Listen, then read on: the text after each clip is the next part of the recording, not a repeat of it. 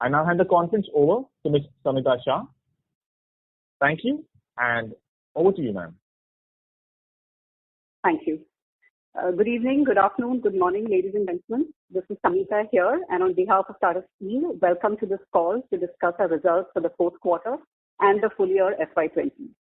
Firstly, I hope all of you and your families are safe. It has been a challenging time for all of us, but hopefully we will all get through this. Moving on to our results, we have with us Mr. C.V. Narendran, CEO and Managing Director of Tata Steel,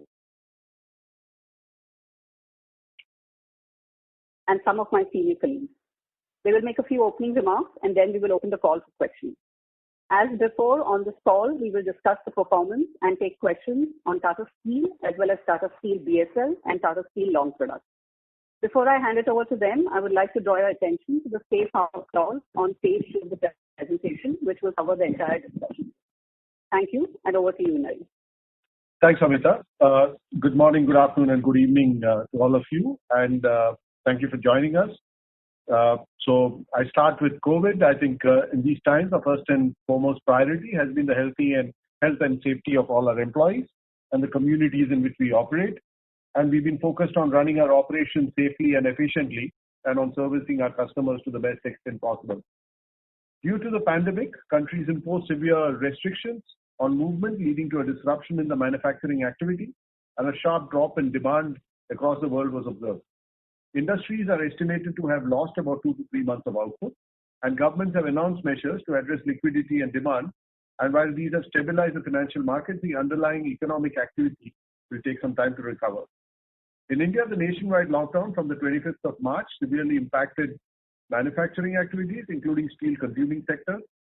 This is normally a peak season for the steel industry because normally January to June is the best time for us.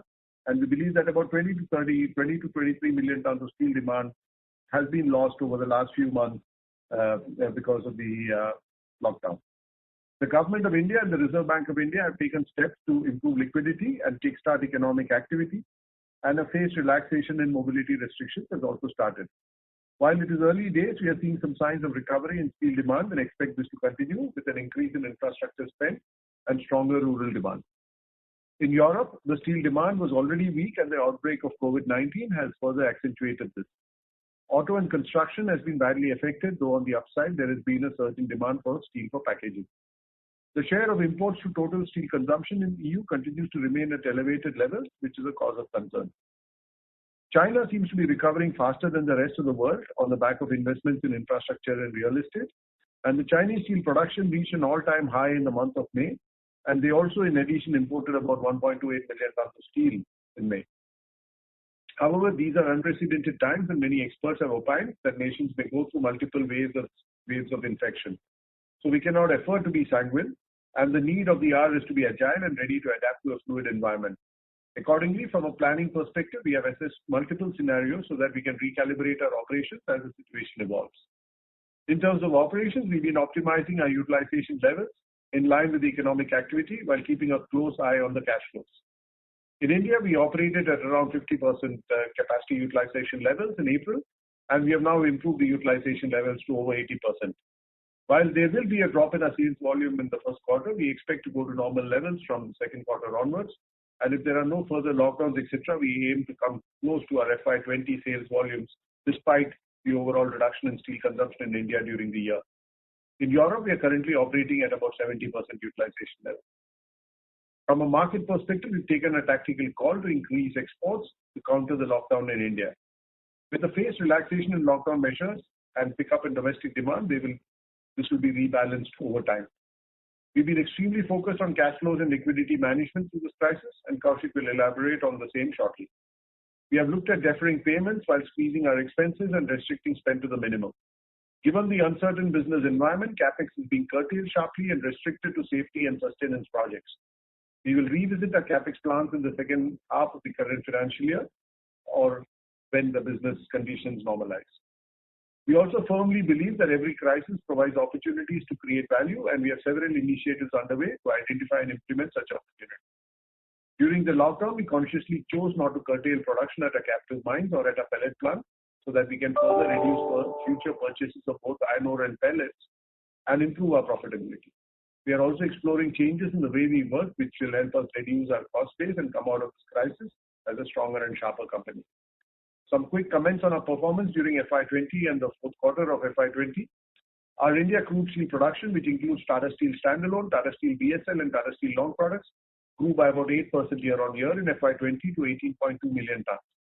This was supported by the ramp-up at Tata Steel BSL and the acquisition of Usha Martin steel business by the Tata Steel Long Products company. In fourth quarter FY20, we grew at 6% quarter-on-quarter. The India deliveries grew by 4% year-on-year in FY20 to 16.97 million tons, and they would have been significantly higher if not for the nationwide lockdown in late March 20. Fourth quarter deliveries shrank by 17% quarter-on-quarter.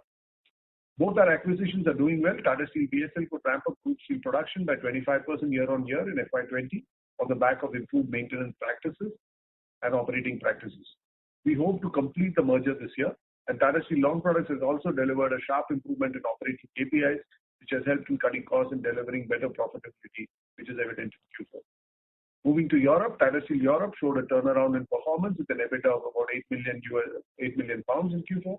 And while the transformation plan is underway, profitability was obviously affected by the weak market conditions coupled with the outbreak of COVID-19. I will now hand over to Koushik to comment on our financial performance and our financial management. Thank you. Thank you, Naren, and good afternoon, good morning, and good evening to all. I hope you're all safe and well. Before I comment on our financial performance for the fourth quarter of financial year 2020, I would like to explain how we are trying to manage the financial risk arising out of the COVID-19 pandemic. As Naren mentioned, these are unprecedented times and the business environment is extremely fluid. While one hopes that the worst will soon be behind us, the risk is there could be second or repeated waves of infection and disruptions. From a finance perspective, therefore, our objective has been to program our liquidity and ensure we are well placed to deal with disruptions should they arise. We have pursued several initiatives to achieve this target. To start with, in the immediate aftermath of the lockdown, we sought to run a cash-neutral operations. All business decisions across the supply chains were pivoted around cash, setting up war room and stringent protocols. We focused on driving collections, cutting our spends, and renegotiating payment terms with vendors. It took us some time to drive this change, but I'm happy to state that we were successful in this. And as of Q1, despite the 68-day nationwide lockdown in India, the India business will be cash positive. Post the lockdown, we also raised funds with the primary objective of building a contingency liquidity buffer. As a result, there is an increase in our gross debt by about 6,461 crores to about 1,16,328 crores. However, the net debt remains broadly at the December 19 levels at 1,04,779 crores, even after the addition of the new leases of 280 crores and an adverse FX impact of 1,057 crores. To reiterate, this cash build-up is for contingency purposes only, and if there are no disruptions in business environment, we will use the surplus cash to repay the debt and reduce the gross leverage. As of 31st of March 2020, our liquidity was about 17,745 crores, of which about 11,550 crores comprised of cash and cash equivalent and the balance in undrawn bank lines. I would like to highlight that there are no significant repayments on the financing side.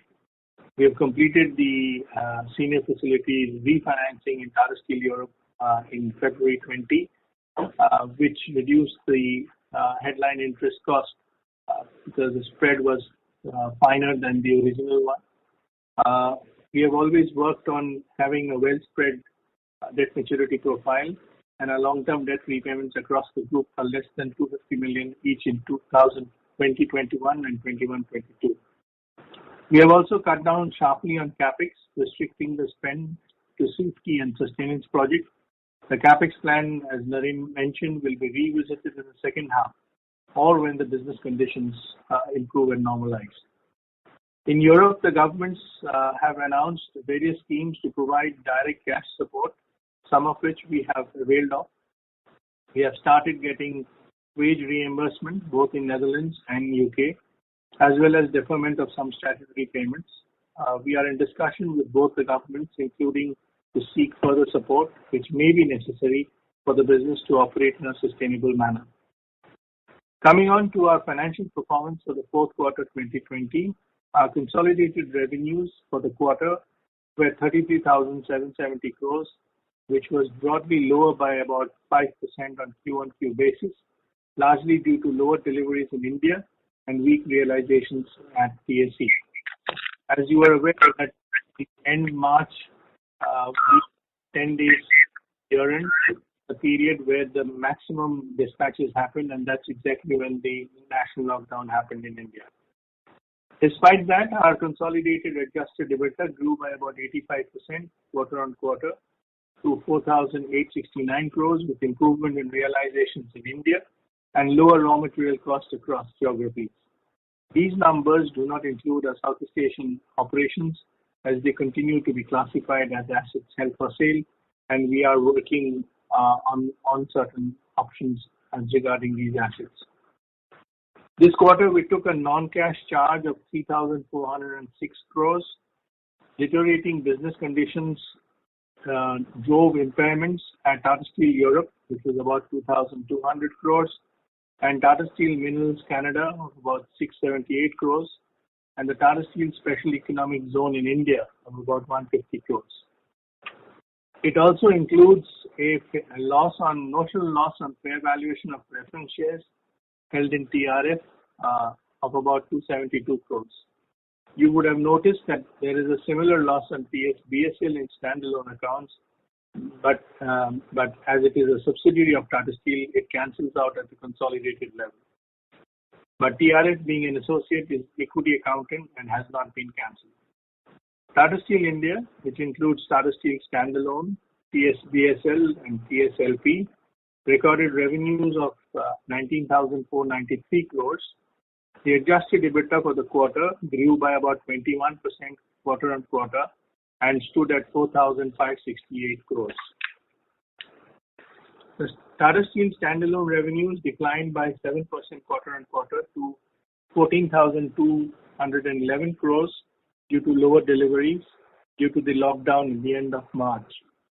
The increase in steel revenue per ton was about 3,100 over the third quarter. The Tata Steel standalone EBITDA stood at 3,661 crores with an EBITDA margin of 25.8%. This translates into an adjusted EBITDA per ton of about 12,574, an increase of 2,451 per ton sequentially quarter-on-quarter during this year. As you know, previously, EBITDA in standalone operations used to be adjusted for fair value changes due to exchange rate movement on preference shares investments in Tata Steel Holding in Singapore. The preference shares were converted into equity in the third quarter of financial year 20, eliminating the need for such adjustments from the fourth quarter onwards. In this quarter, the performance of our key subsidiaries in India, Tata Steel BSL, Tata Steel LP, have improved significantly on the back of a lot of internal measures across the enterprise, especially on cost takeout and optimization programs. While the EBITDA of Tata Steel BSL improved to 775 crores, a 173% quarter-on-quarter increase, Tata Steel Long Products too saw a sharp increase in the EBITDA compared to the last quarter at about 132 crores, which is 3.6 times. Moving to Europe, our revenues fell to £1.46 billion in the fourth quarter of FY20, primarily due to a drop in the European steel prices, which was partially offset by higher deliveries and better product mix. EBITDA for the quarter improved and stood at the positive level as compared to a loss in the previous quarter, primarily due to lower material costs. Tata Steel Europe's employee costs have also come down by about £60 million in the last 6 months. We continue to carry the transformation program to make our European businesses self-sufficient, and while we have made good progress, the pandemic has certainly added to the complexity.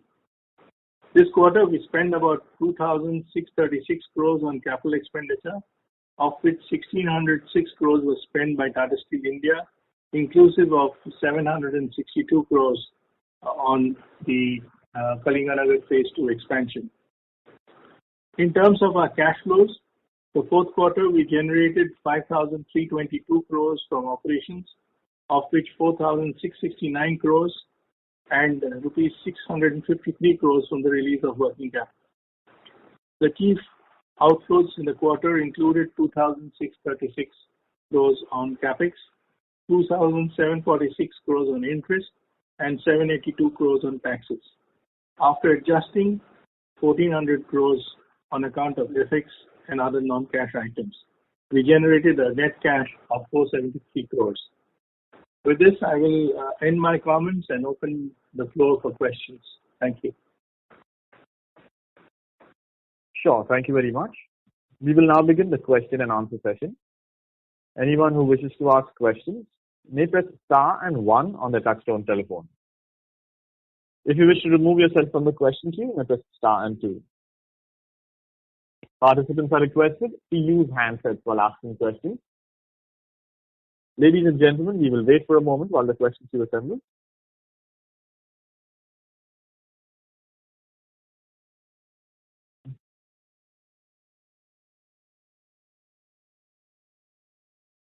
We take the first question from the line of Amit Dixit from Edelweiss. Please go ahead. Thanks for the opportunity, sir, and congratulations for a good set of numbers in very challenging times. I have 2 questions. The first one is on Tata Steel Europe results, which were quite impressive and I would say ahead of many of your European peers. So just wanted to understand if there is any element of carbon credit sales or write back of provisions made earlier, or any one-off element in this. So, Amit, thank you for your question. No, I think this, essentially, if you look at the sequential improvement, the EBITDA was higher by about 49 pounds per ton, primarily because there was a lower material cost because of the lag effect, which is almost about 80 pounds per ton, which was partially offset by some of the lower revenues per ton, which is about 24 pounds per ton. And that's the net that you saw. And there was a small numbers on account of higher other expenses. But there is no one-off elements that have come in as far as the numbers are concerned. Wonderful, sir. The second question is again on Tata Steel Europe. You have mentioned the transformation plan underway. So what is the kind of cost benefit we got in Q4 and what are the expectations for FY21 and 22? And how long it will run, this transformation program?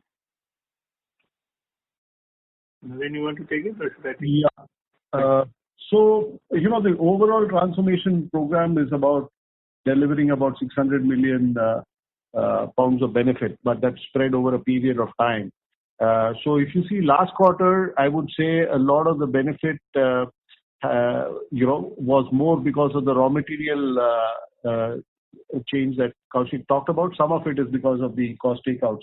I must also add here that, you'd asked about emissions. Actually, last quarter we had a cost because of emissions, not a gain. So, actually operating numbers are even slightly better than what has been reported. So to me, I would say the numbers are flowing in, but it is also offset by the fact that we are operating at 70% capacity utilization in Europe. So some of the improvement in the metrics are not so visible yet. But I can say that from an operations point of view, we have seen far more stability in the last 6 months, let's say starting November or December, than we've seen on a continuous basis in the last 2-3 years. So there's a lot of the transformation program which is showing us a benefit. In terms of specific quantification, I don't know if Koushik has any numbers which you can share. So the full year, this year, the entire impact of transformation was almost about 370 million pounds for the full year. There were one-off or other tactical moves in that, but there are also, which is half, I can say. There are many which are structural and will continue to go forward. I think this program is very deeply analyzed to create a better competitive position for Tata Steel Europe, both in UK and in Netherlands. The market headwinds have been very significant during the year, especially in the third quarter, but it continues to be so in the fourth quarter. But I think the complexity of implementing the transformation in the fourth quarter was also high. But I think all credit to Henrik and the leadership team in TSE to be steadfast on that journey. It's a very difficult environment, but the journey is still on. So this year also there is a significant amount of transformation plans which are currently underway. Maybe slower than what we would have normally thought, but it's well defined at this point of time. So when you said 600 million GBP, when the program is fully rolled out, so do you expect the 600 million GBP benefit to accrue year on year, every year, that kind of a benefit? Considering the base level today. It's not the base level today, it was base level of last year. And yeah, sure. See, the 600 is actually programmed around cost, on operations, on productivity improvements, on marketing and sales, everything. So overheads, it includes support function, rationalization, and so on. So it is an overall program which will finally lead us to a 600. But the challenge in Europe has also been that the market headwinds have been very, very significant. So I think we would give you updates on as we move forward, and once we get into the last year was the first year. So this year, I think towards the end, we would be in a better position to tell you what the trajectory is and what that delta would be on a spread basis. Wonderful. Thanks and all the best. I have a couple of more questions, but I'll join back the queue. Thank you. Thank you very much. Before we take the next question, we'd like to inform participants that in order that the management is able to address questions from all participants in the conference, please limit your questions to 2 per participant. Should you have follow-up questions, we request you to rejoin the queue. We take the next question from the line of Ashwini Kumar from Nippon India. Please go ahead. Yeah, good afternoon. This question is for Mr. Narendran. Sir, in India, there is demand compression in some sectors where Tata Steel is present, and some sectors will normalize faster than these sectors like automotive, particularly passenger vehicles or end segments of consumer durables. In terms of your product mix, how will you be able to, let's say, address the volume situation in Tata Steel so that you are able to produce at 90-95% of the capacity and export profitably some of the end to the end market where the domestic demand is low?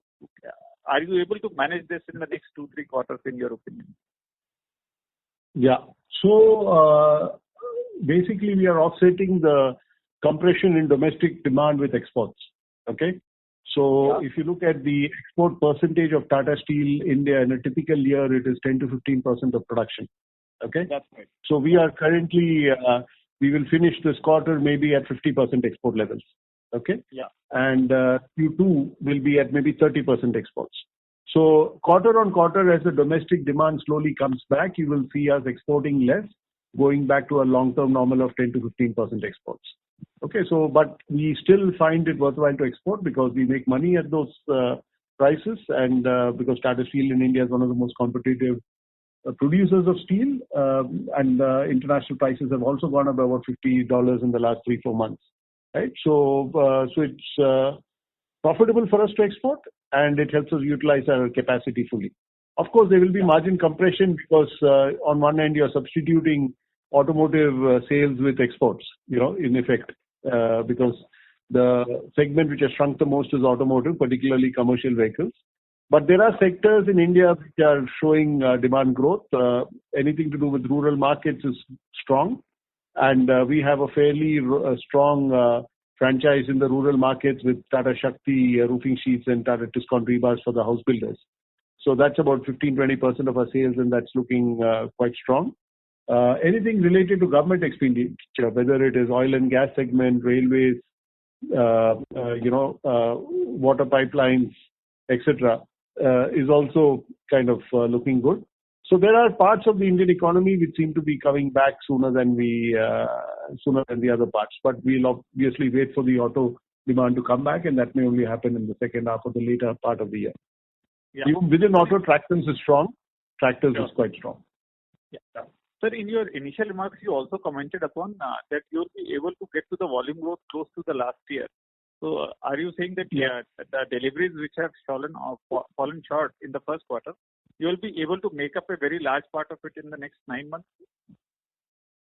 Yeah. So what's going to happen is, we had built up some inventory end of March because of the suddenness of the lockdown and the fact that our customers are closed. So if you see last year's numbers, there is a gap between production and sales, right? True. And while part of it is normal, part of it is abnormal because of the conditions, right? So we're going to dip into those inventories to make up for some of the losses in production over April and May and a bit of June. So what we are chasing is the sales numbers of last year for sales numbers of this year. So the production numbers of this year will be lower than the production numbers of last year. Sure, sir. Thank you and wish you the very best. Thank you. Thank you, Ashwini. Thank you.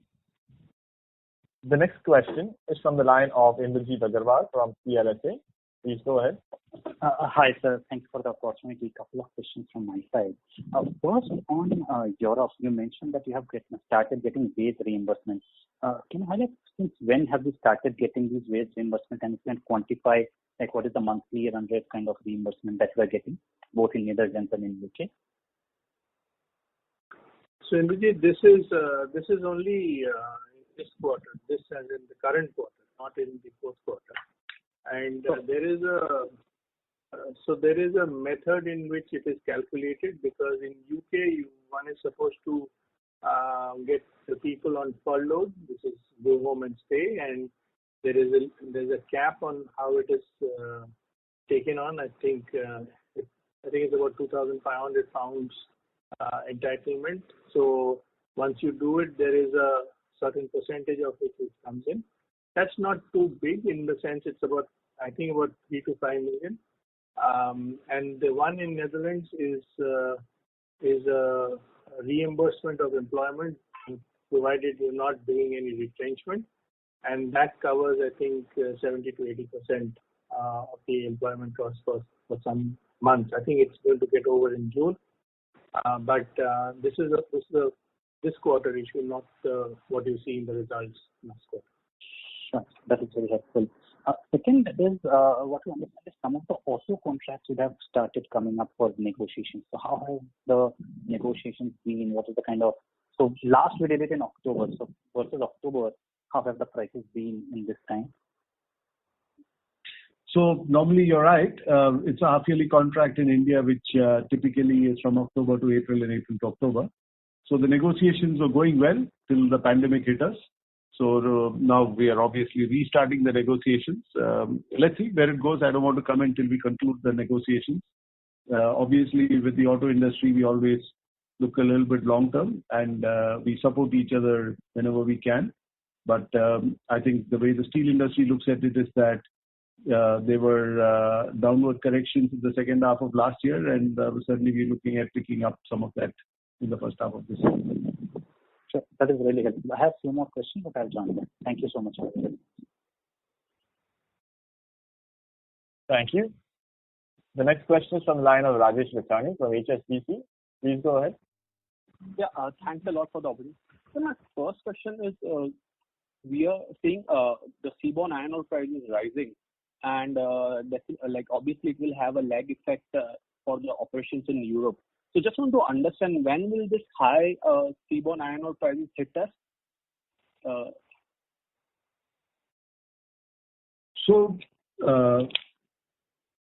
Obviously it is, we typically have anything from 60 days of stock there, 60 to 80 days of stock. So, but normally in Europe, we obviously look at the spreads. and where the spreads are in excess of 200 euros yet. So it's not the lowest we've seen. It's lower than what we saw some time back. So we'll be watchful. Also keep in mind that in Europe the contracting is slightly different. So some of the contracting was done earlier and it's valid for quite some time. So and we also do some hedging wherever we can. So there are multiple aspects to it. Kaushik, you want to give a more specific comment on this? No, I think it's typically a 3-month lag or 3 to 4 months lag. So I think it could come towards the end of second quarter is what is our case. It also depends on how the spot prices move, and as we've seen that the coal prices have softened, the iron ore prices have held. So it could have some impact on the total spread, but it will take a few months to hit the P&L. Understood. So my second question is actually on capex. So you have commented that you are planning to curtail capex by close to 50%. And if I look at your cash flow number in FY20, we had a capex of around 10,400 crores. So are we looking at a capex of 5,000 crore next year? And what will be the breakup between Europe capex and India capex? So what I commented on is that our capex numbers have been, we will look at more than 50% cut, which certainly will be lower than 5,000. It could be in the range of 4,000 to 5,000. As far as the India capex is concerned, India was obviously working on, apart from sustaining capex, was more focused on the Kalinganagar expansion. So that will be reviewed in the second half of the year. So the breakup is good. I think it would be fair to say the breakup will be more around 60% of that will be 50-50 is the better answer at this point, 2,000 and 2,500, 2,500. But I must tell you that we are still not done as far as the review is concerned, and there would be opportunities to cut back capex even more than that. In India, we are focusing primarily on the sustenance capex and the very critical capex and very critical high IRR capex. In Europe too, that is the focus. So growth capex is being curtailed very, very significantly. Understood. So just a follow-up on this capex, what is the reason why we have such a high amount of capex in Europe? So if I look at FY18 numbers, FY19, and I think FY20 also, we have around 3,500 crores of capex in Europe, where we have a capacity which is quite low compared to the India capacity. So just want to understand, and are we doing some growth capex, significant growth capex there as well? No. Naren, you want to take? Yeah. So, there are two aspects to the capex in Europe. One is in the UK, it's more related to, ensuring the safety of the plant, the minimum operating conditions, because it has been an underinvested plant over the years. And so there is a lot of safety and compliance related capex that we spend there. The second part is 2-3 years back, we had spent money on the blast furnace rework that we did there. So those are one-off kind of things. In Netherlands, it's more about upgrading the product mix. And over the last few years, we have spent money in what is called the STAR program, and which has helped us gain market share with the automotive sector. Maybe it worked against us during the conversation with Thyssen and the Competition Commission, because we were seen by the auto companies as a strong supplier to the auto industry because of the investments we've made over the years. And so most of the increased capex in Netherlands is related to the STAR program and upgrading the facilities to serve the highest quality requirements of the auto customers there. There's no growth capex in either of these places. Understood. So that's it from my side. Thanks for the elaborate response. Thank you. Thank you. The next question is from the line of Sumangal Nevatia from Kotak Securities. Please go ahead. Good afternoon, sir. Two questions, one with respect to Europe and the other India operation. First one with Europe. Now we see a lot of news flows with regards to employee protest at Netherlands, etc. And also we are seeking some financial package from both the government, UK and Europe. So just wanted to know where do we stand with respect to a plan of reducing employee by around 3,000 odd, and how does that change in the current environment? And also, what exactly is our ask with both the government, which we are currently in discussions with? Yeah. So in terms of, the transformation plan, one stream of the transformation plan was to look at the productivity and to see what we can do on the workforce, right? So that is a part which gets talked about a lot. But that's only one of the streams. And now in that stream, I think there have been discussions with the unions, and the discussion focuses just now on forced redundancies, and we've said that we will not insist on forced redundancies for now, and that's a position we've taken given the pandemic and given the situation there. That doesn't mean we will not have improvements in productivity, because there is a natural attrition and people also leaving as it is. So there is that journey gets slowed down a bit, but it's not totally stopped, and I think we are sensitive to the issues being raised by the union. The second part is, yes, there are some, we've had some, union action over the last few weeks. There are conversations going on with the union. I think it's a site which the employees are very proud of, and we are also very proud of, and we're trying to see how can we find a common path to take it to where it belongs, because I think the point of view of Tata Steel has been it's a great site, a fantastic site with a very good configuration, but operationally it had slipped a bit in the last 2-3 years, and we want to get it back to the best position that it needs to be in, which is to be the best performing site in Europe. It has the potential to do that. I think the unions agree with that, but how do we get there is probably where there are different views. I think there are conversations going on, and we are hopeful that we'll find solutions as we work together. As far as the governments are concerned, again, our submission to both the governments have been that we have been a very committed owner of these assets. We have seen through 2 big crises in the past, 2008 as well as 2015. This is the third one. So it's not inappropriate for us to seek some support from the government, both short-term and long-term.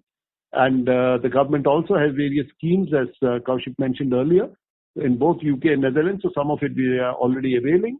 But particularly in the UK, the request is more on a little bit more of a long-term kind of support. I think the details are still being discussed, so it will be inappropriate for us to discuss it at this stage. But basically, the UK government is also keen to, support industry, not just Tata Steel, and they are looking at what is the best way they can do it in a way that is fair to the taxpayer as well as fair to the industry and ensure long-term competitiveness. So this is a conversation going on in the UK. Let's see how it goes. And, and I think we are saying so far we've been backing both these assets, and this is a time for us to get some support. Understood. The next question, second one, is with respect to the India operations. If you could share what would be our EBITDA coming from the chrome ore mines, and how that should change from 21 onwards on the revised royalty rates. And second, on the Bhushan merger, we've not heard anything in the last 6 months. So is there any update or any revised timeline? So I'll ask Koushik to comment on the Bhushan timelines. But before that, the Ferroalloys division, traditionally I won't comment on EBITDA, but it's from a Tata Steel point of view, it's traditionally been a 800 to 1,000 crores margin kind of business. It's a profit center, which is probably, it is the most profitable profit center for Tata Steel. Obviously, with the royalty that we are paying, we will see in the initial 1 or 2 years a dip in that, maybe comes down to about 50% for what it was in the past. But we are also changing the operating model. We are going to produce more and more through outsourced capacities, leased out capacities, where the cost structures are very different. So in the next 3 to 4 years, we expect to get the margins to the levels that it was before the auctions. Koushik, on the Bhushan? Yeah, so to supplement what Naren mentioned, that as you know, we've also post the auction of some of these new mines.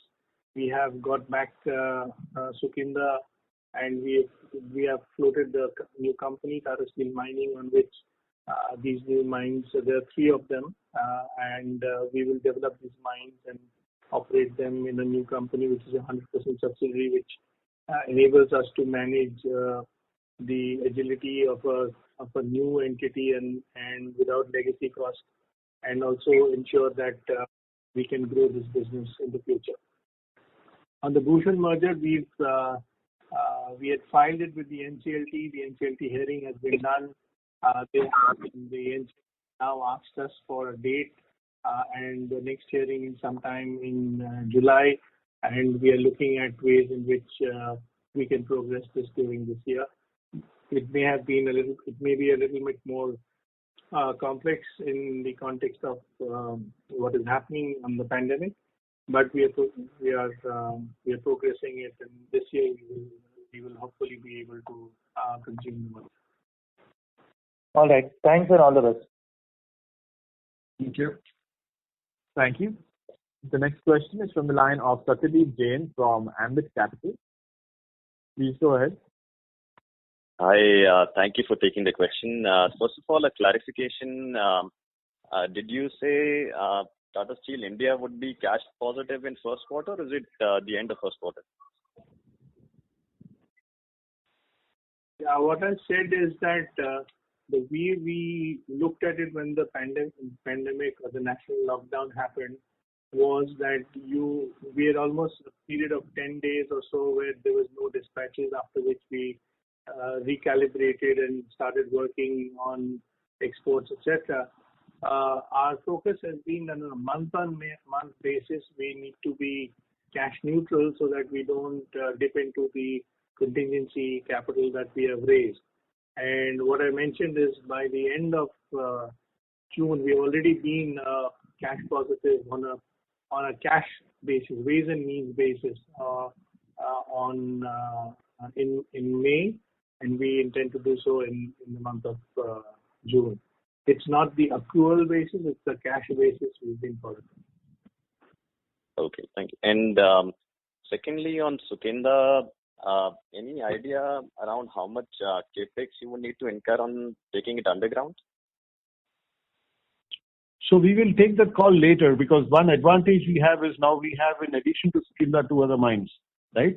Earlier, before the auction, we only had Sukinda, and the only way to go was underground. Now with these 3 mines, we are able to plan better. We will think a bit more long term, go underground as late as possible, because we are able to optimize on a 3 mines basis rather than just on 1 mine. So I think it allows us a lot of possibilities, which was the strategic value of the other 2 mines, in addition to what we know of Sukinda. So I don't see capex coming in the next 3-4 years in a big way for underground. We will decide after that. Okay, thank you. I have one more question. I'll join back in the queue. Thank you. Thank you. The next question is from the line of Abhijit Mitra from ICICI Securities. Please go ahead. Yes, thanks for taking my question. So I have a few questions. First, if you can, help me with the trend of exports over the past 2-3 months in terms of volumes, product mix, and destination. Sure. So when you look at it in a percentage term, in April, 80% was exported. But for the quarter, it will be 50%. Okay, because the April production volumes are very low. So in May, the production volumes were higher and the export percentage was lower, and in June, similarly. So when you look at the Q1 volumes, you will find that the exports is about 50% of what we produced. In the next quarter, it will be 30% of what we produced. We have not yet planned for Q3, but we hope if the domestic market keeps picking up, we will keep reducing the export percentage to the 10-15% levels, which is our long-term goal. Right?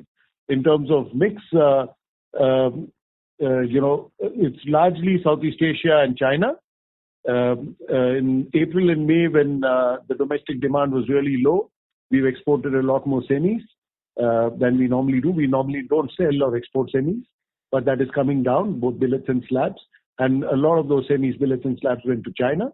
Of course, we have also sold some hot rolled coils into China. Otherwise, Southeast Asia continues to be the biggest market. And of course, we sell in Middle East and some quantities into Southern Europe where we don't compete with Tata Steel Europe. So that's as far as the export volumes and mix, and most of it is hot rolled coils. There is some cold rolled coils, and like I said, April, May, and June saw some slabs and billets, but going forward, you will not see slabs and billets. Okay, thanks. Second question is on your mining entity, Tata Steel Mining Limited. Now we see a start of something here. There are already 3 chrome mines, and I'm sure with existing coal mines also, the new coal mines also coming up for auction. Stage is set to participate in the coal mine auction as well. So how big of an entity can this be over the next 2 to 3 years in terms of your thought process? How what kind of revenues or are you targeting for this entity? Can it sort of de-risk the business a bit because we clearly see it as less volatile, higher return sort of a segment? Or do you think that normally what we have seen is competition sort of doesn't allow this kind of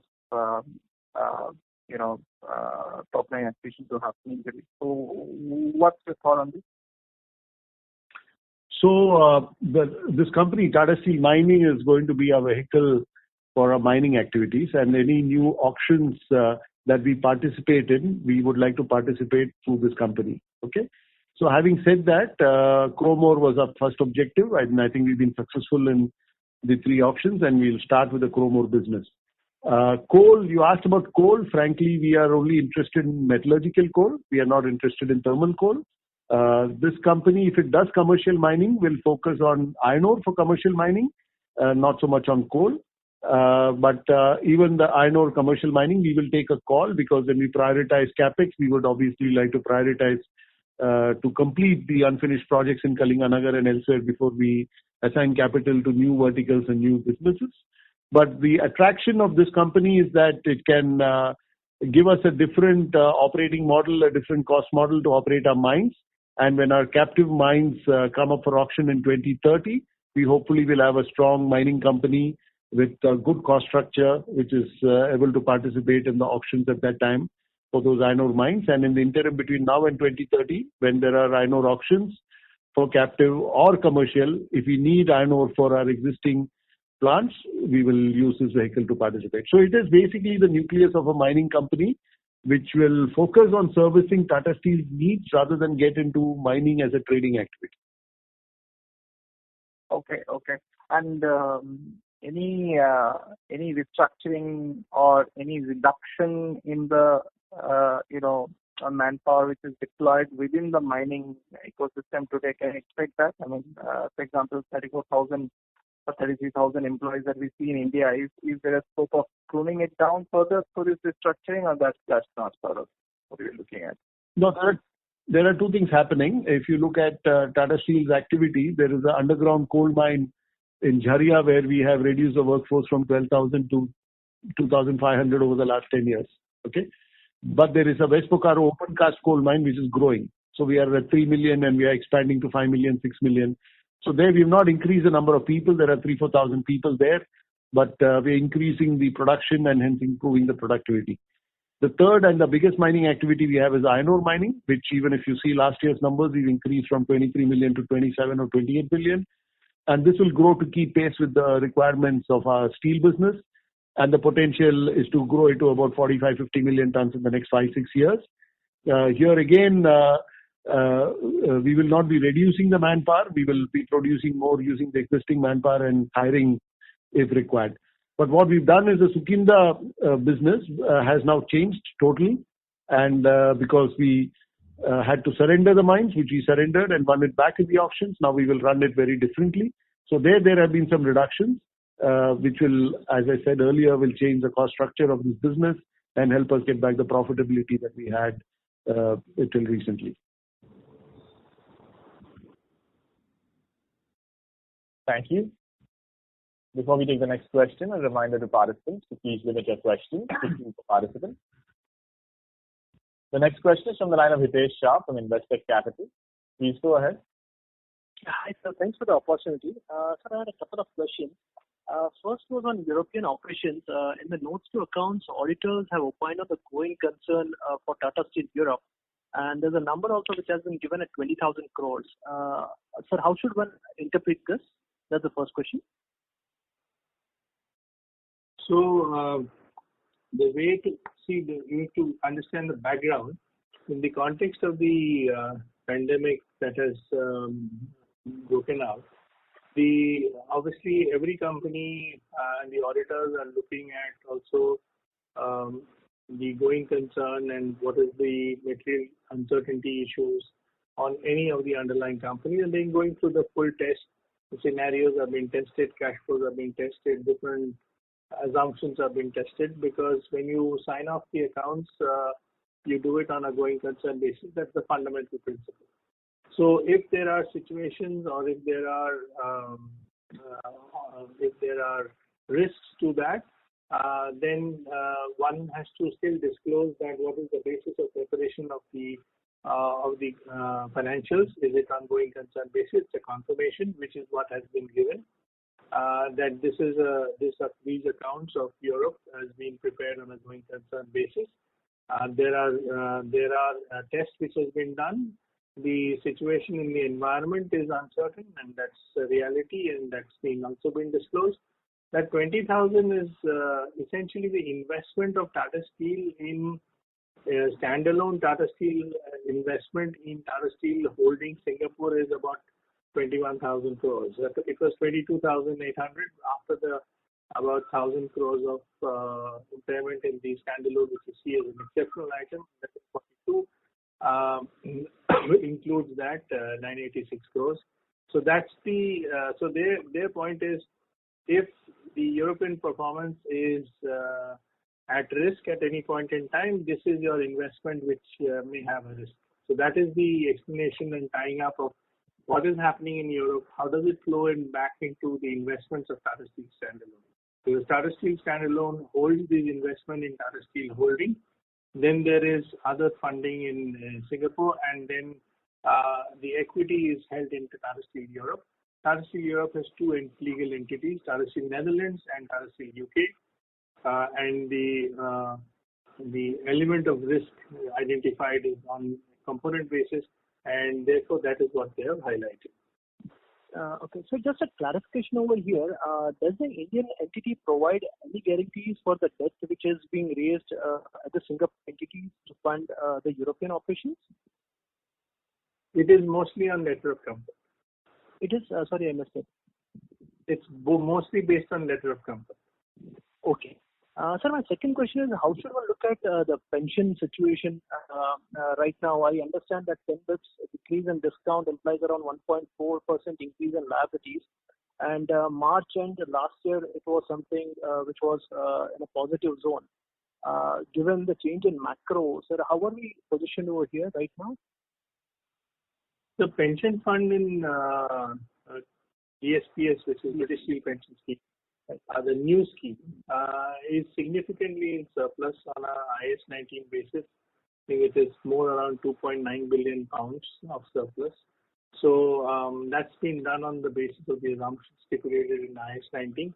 Even on a funding basis, it's not too far away. So I think the pension fund is in a much better state at this point of time. And these assumptions, because the way we have changed the terms of the pension scheme post the RA process or regulated apportionment arrangement process with the pension regulator in financial year 17, is the liability is not going to increase in the manner in which it was doing so, and therefore the asset value has continued to be the similar, but the liability is reduced significantly. So that's the basis on which the surpluses were generated. That's encouraging. And so last one, if I may squeeze in. Sir, have we reached any advanced bill and supply agreement? I think there was a Bloomberg notification which stated we have raised around $1.2 billion. Just wanted to understand the context of this particular trade finance arrangement, and what does it imply on the debt that we give out on the balance sheet, and if at all it has any impact on the covenants. Thank you so much. Yeah, no. So, what was the last point on that? The last sentence that you mentioned? Sir, the impact on governance, if at all it has, advance fee and supply agreement. Yeah, so no, there's no impact on governance. See, as Naren mentioned, and I think there was a question from Ashwini or maybe somebody else on the trend of exports that we have done. I think it was Abhijit's question. So the point is we have certainly looking at exports in the near term, and this is we are looking at ensuring that we have the upfront liquidity as far as the exports are concerned. So it's an arrangement that we are doing. We've not drawn that financing at all.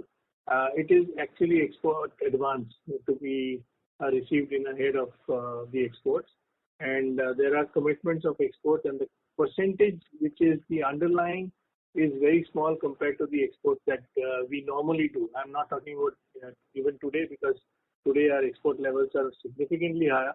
But in the normal circumstances, the exports that we do, so which is in the region of say 1.2 million tons to 1.5 million tons, this arrangement is only reflecting roughly about 400,000 tons a year. So I think that's the coverage that we have, and we're essentially talking about monetizing it upfront for the committed exports that we have.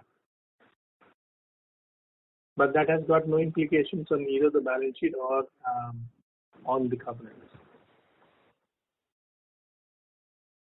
Thank you. The next question is from the line of Gaurav Rateria from Morgan Stanley.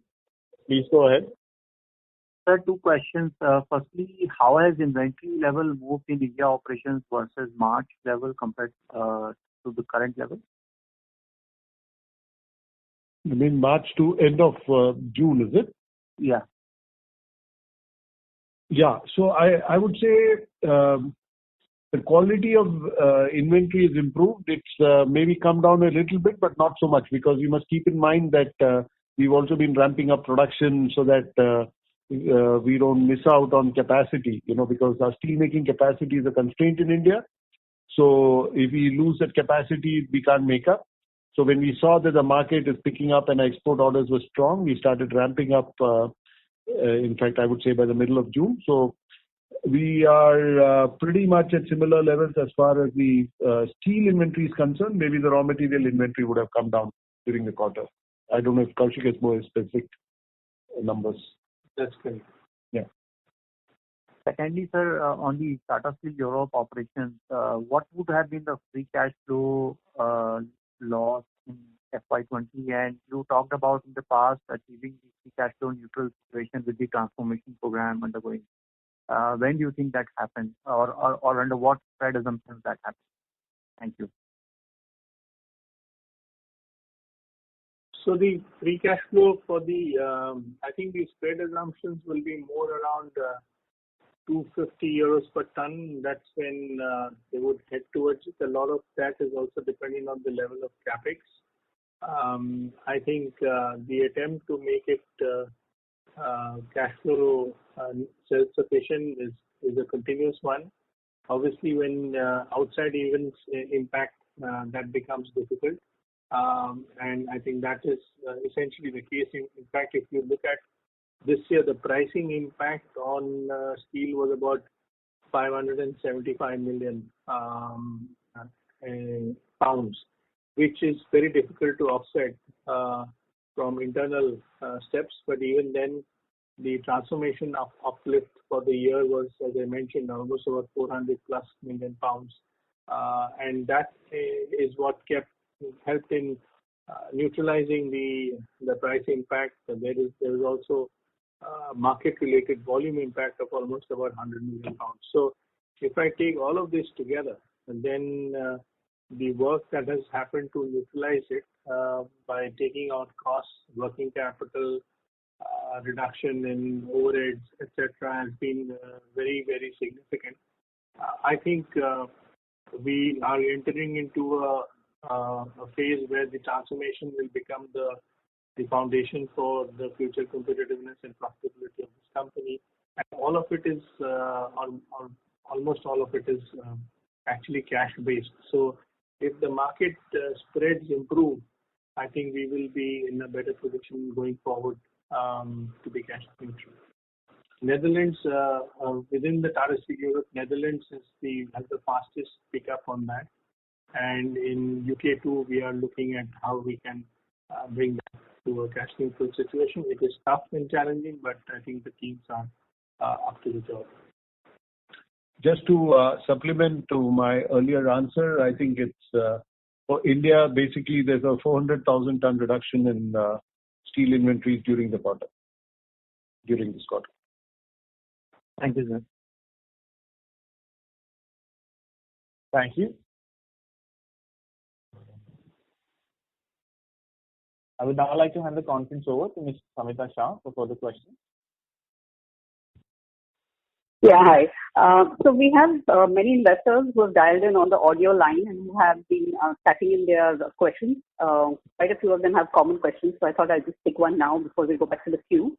The question really is around equity. So the question is, given headwinds ahead and the leverage levels, do you plan on raising any additional equity for the company? So my answer is not considered now. I think we still have several actions to be taken both on the internal fronts and strategic fronts. We need to ensure that we raise equity when it makes sense, and I think the underlying capability of the underlying strength or value of Tata Steel, especially the Indian operations, is significantly more than what is reflected. And therefore, we would not look at equity at this point of time. We raised equity a year and a half back when we acquired Bhushan. I think the results of the operating results in Bhushan has been very, very encouraging, and we've kind of ramped up as we promised. So the market has moved very differently, and a lot of externalities are coming. So at this point of time, I think we are looking more at internal measures and ensuring that we remain liquid, and we take comfort from the fact that those actions that we are talking, whether it's a transformation in Europe or the kind of performance improvements that we are doing in Tata Steel, Bhushan and LP, will help us to be more competitive and not take equity to dilute the earnings of our shareholders at this point of time. So we're not looking at it at this point of time. And since we do not have any large repayments to look at, that's not an emergent need at this point. We would rather focus internally and take steps to build our competitive platform. Okay, and there's another question which is which many investors have asked in terms of NRs. If you can give us a sense of NRs likely in Q1 and your thoughts about Q2 as well. Yeah. So in India, basically more. I mean, as you know, we didn't transact anything in April.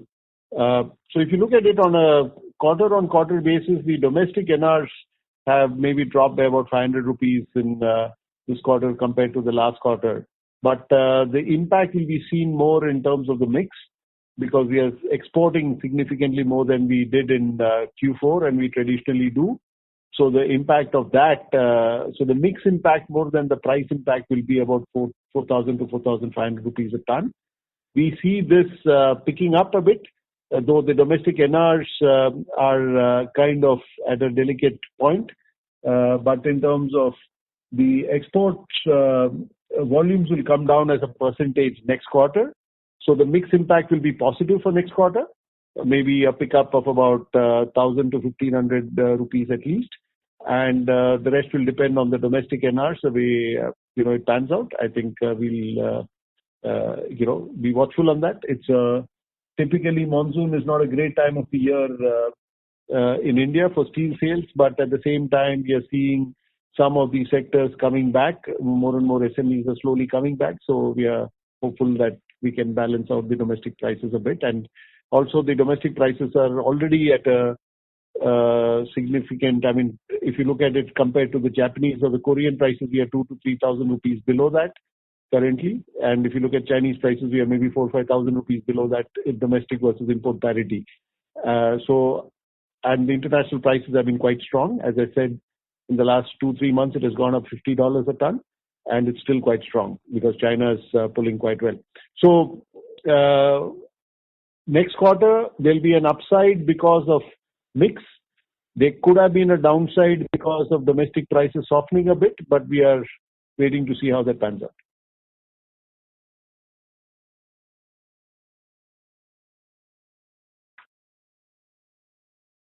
Thank you. The next question is from the line of Prashant Kumar from CGS-CIMB. Please go ahead. So thanks for the opportunity. Congrats for a good result both on the P&L and as well as the balance sheet chart.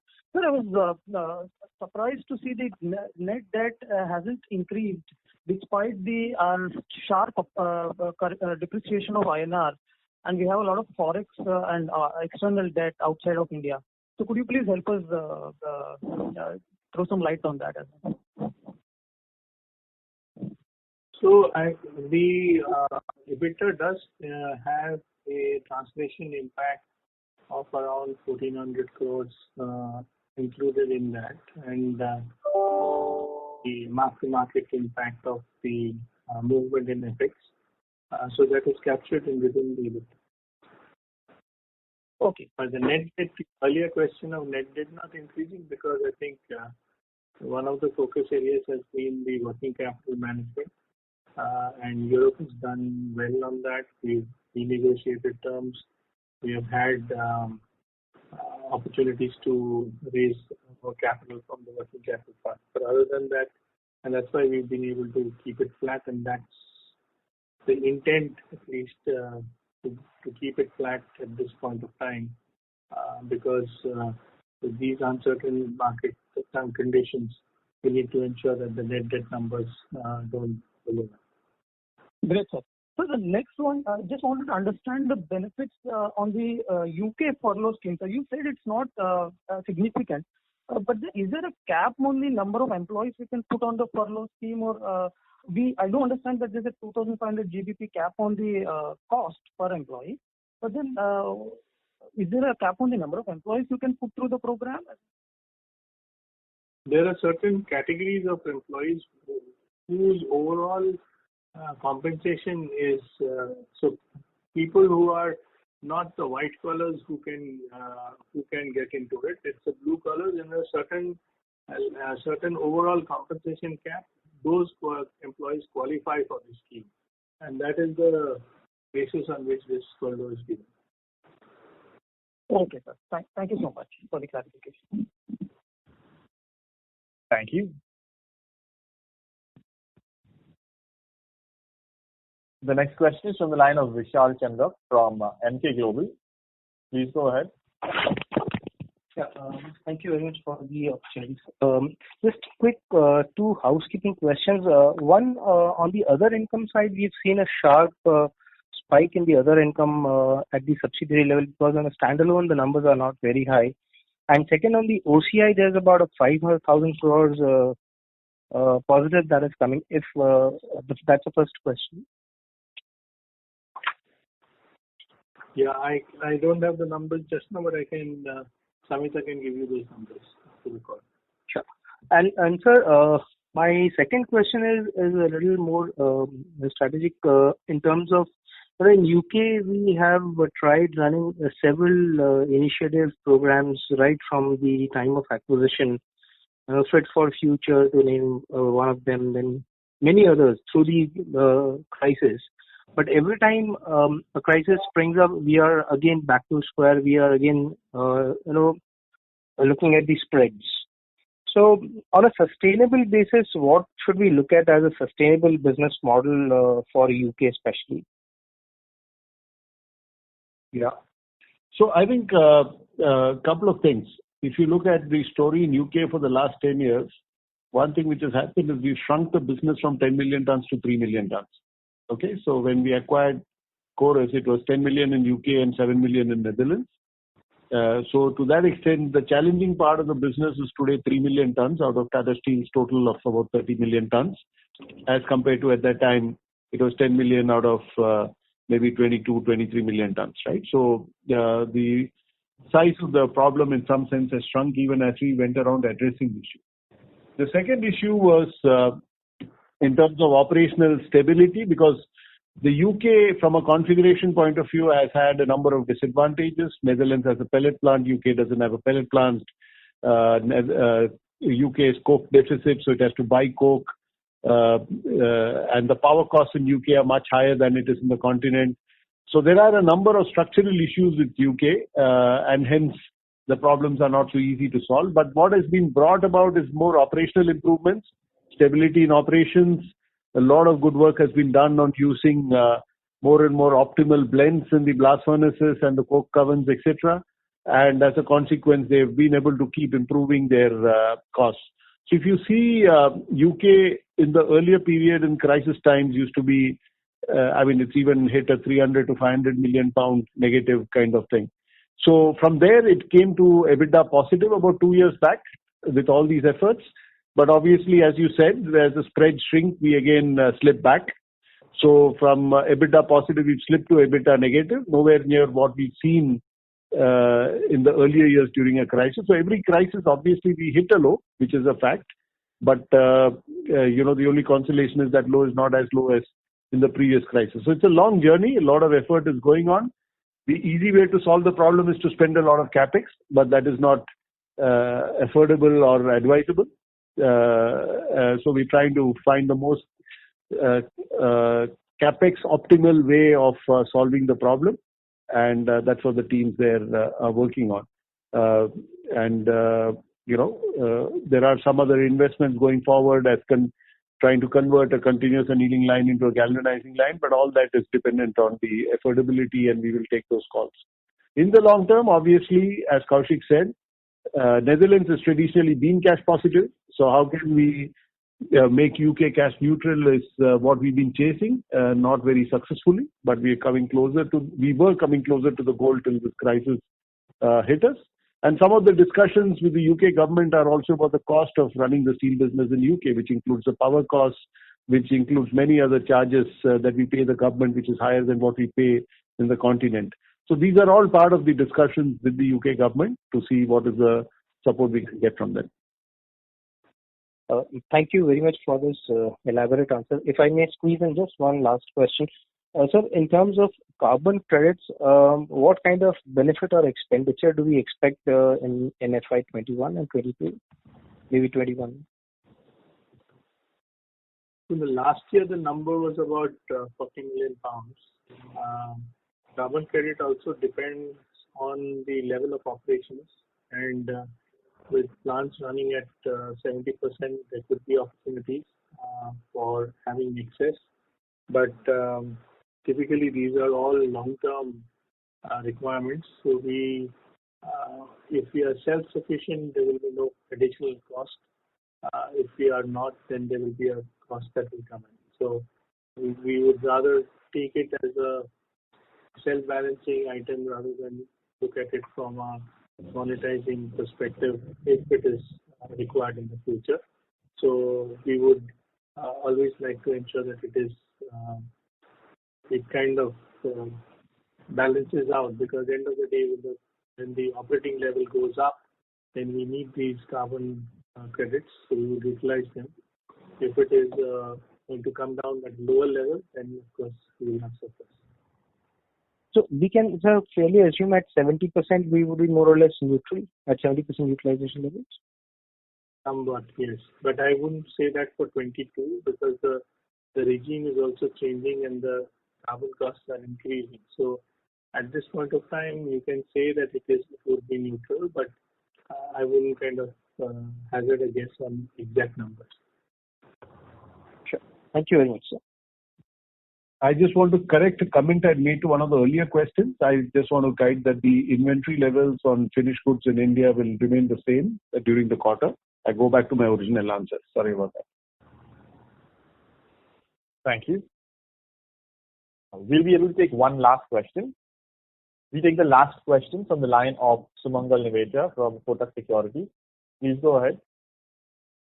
Yeah, thanks for the follow-up. One on KPO. Under the two scenarios say we start with the normal capex run rate in second half, and the second scenario we start only in FY22, what could be the revised commissioning period?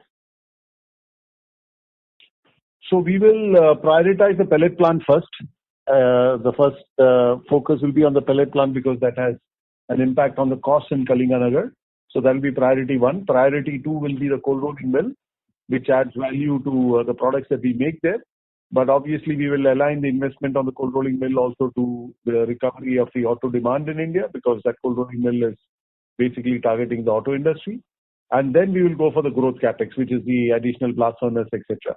So I think we'll prioritize, and based on affordability, cash flows, etc., we can do that sequence. I think we'll be in a better position to give a guidance in the second half, because just now most of it is on pause, apart from work going on the ground a little bit on the pellet plant and the rolling mill. Got it. And out of this 8,000 crores of CWIP, how much would majority would be of the pellet and CRM mill? Is that the right understanding? Majority would be out of for the second phase, yes, I think 2/3 will be on pellet plant and CRM. Got it. And just one last question on the partly paid up shares which we have. I mean, do we have any plans to call that? And is there any restriction that we cannot dilute further until that is redeemed? Yeah, I mean, I guess we will not be able to issue new shares till we have sorted out the partly paid up issue. Because you cannot have two simultaneous. Technically, it's still open. Therefore, we need to resolve it. We are working on it, and hopefully, we'll find some solution in the next few months, or maybe sometime during the year. And that's something which we are mindful of when we look at equity. It's not a restriction. We can, but I think it's something that we would not want to do as a company till we close this the previous issue. I just wanted to, since you talked about the pellet plant and work in progress, the number of pellet plant and the CRM will be even lower. So it will be because the pellet plant by itself is more around 1,500 crores. So it's not that bulk of it is this. There is our mining projects also, which is the Conborn and others, which also have is being on the CWP, and there are environment projects which are also on the capital work in progress. So it's a mix of everything. Okay, got it. Thank you and all the best. Thank you. Thank you very much. We'll take that as the last question. I would now like to hand the conference back to the management team for closing comments. Yeah. Thank you, everyone, for listening into our call. And we look forward to connecting with you again at the next call. Thank you. Thank you. Thank you very much. Thank you very much. On behalf of Tata Steel Limited, that concludes the conference. Thank you for joining us, ladies and gentlemen. You may now disconnect the line.